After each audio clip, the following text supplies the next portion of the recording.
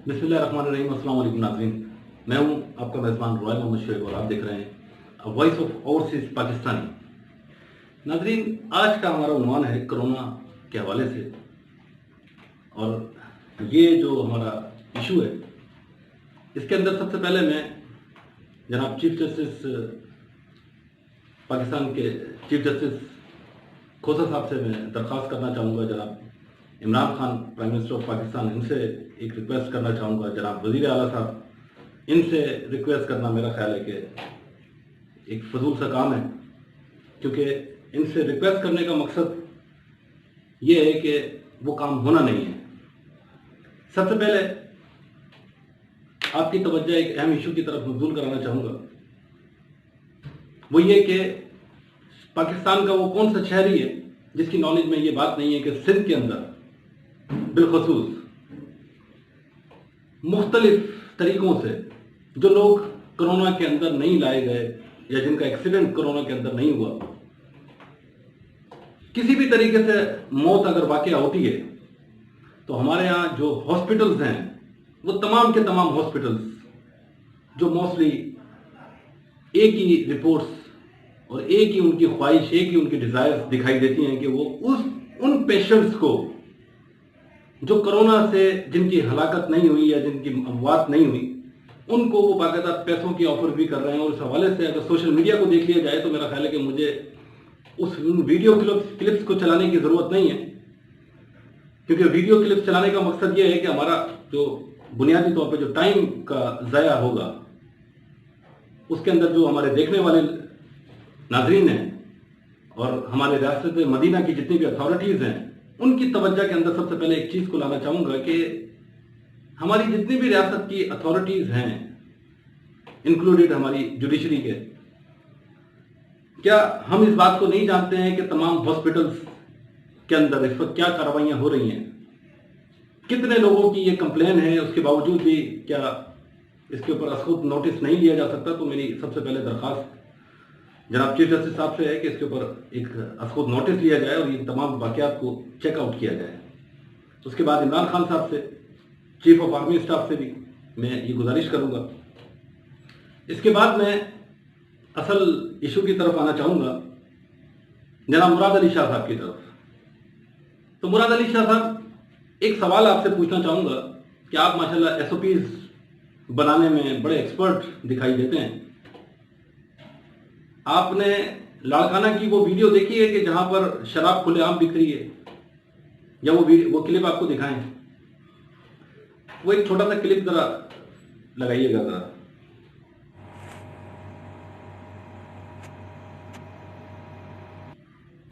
तो नाज़रीन, आपने देखा, मुराद अली शाह साहब आपने देखा, आप SOPs की बात करते हैं। लाड़काना के अंदर कोरोना मेरा ख्याल है कि वहां पर नहीं जाएगा, क्योंकि वहां पर लाड़काना के लोग हैं, जी भुट्टो का नारा लगाने वाले हैं, भुट्टो तो जिंदा है, तो वहां पर ऐसा कोई जवाब नहीं है कि लाड़काना के अंदर वो कोरोना वायरस वहां पर चला जाए। लेकिन मुराद अली शाह साहब, ये वायरस मेरा ख्याल है कि ईद के दौरान भी आपने जो SOPs तैयार की, उन SOPs को अगर गौर से देखा जाए तो कराची के कौन सी ऐसी मार्केट्स हैं जहां पर SOPs का ख्याल रखा गया? मां सिवाय, मैं कराची का रहने वाला भी हूं और जहां तक मैंने विजिट किए, वो सिर्फ चंद ऐसे तबके के लोगों के लिए फैसिलिटेट करने के हवाले से था, जिस तरह आप तारिक रोड पे चले जाएं, क्लिफ्टन के किसी शॉपिंग मॉल्स में चले जाएं। लेकिन अगर आप छोटे छोटे इलाकों के अंदर अगर आप चले जाएं तो कोई SOPs वहां पर नहीं थी। और आज भी मैं आपको बड़े वसूख से कहता हूं कि हमारे ही इलाके के अंदर अभी मैं देखता हुआ आ रहा था कि यहाँ पर पैसे देकर पुलिस वालों को अभी भी कारोबार खुलेआम यहाँ पर चल रहा है, और रात के मेरा ख्याल है कि इस वक्त 10 या 11 का टाइम हो रहा है। तो मुराद अली शाह साहब, SOPs बनाने से पहले सबसे पहले मेरा ख्याल है कि बंदा जो बनाता है SOPs, उसकी कुछ क्रेडिबिलिटी होनी चाहिए।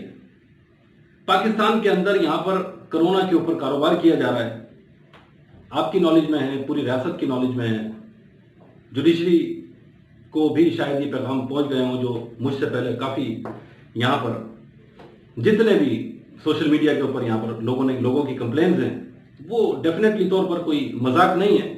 اگر آپ اس کو مذاق سمجھ رہے ہیں تو میرا خیال ہے کہ پھر آپ وزیر اعلیٰ کہلانے کے مجاز نہیں ہے. ٹھیک ہے، تو سب سے پہلے تو آپ کی اپنی اصلاح کی ضرورت ہے. اگر آپ کسی ویسٹرن کلچر سے اپنے آپ کو کمپیریزن کر کے دیکھ لیں کسی ایک عام انسان سے، تو شاید آپ کو پتہ چلے کہ آپ ایس او پیز بنانے سے ہٹ کر اگر دیکھا جائے تو میرا خیال ہے کہ آپ لڑکانہ جیسے کسی چھوٹے سے محلے کو مینیج نہیں کر سکتے. آپ پورے صوبے کو مینیج کر رہے ہیں. کس طریقے سے کر رہے ہیں؟ یہاں پر کرونا ریلیف فنڈ کے حوالے سے آپ کے اوپر بہت سارے ایلیگیشنز یہاں پر موجود ہیں. یہاں پر لوگوں کی دہائیاں یہاں پر آپ کے سامنے موجود ہیں. ان تمام چیزوں کو دیکھتے ہوئے آپ کیا سمجھتے ہیں کہ آپ ایک ریاست کے بہترین کھلاڑی ہیں؟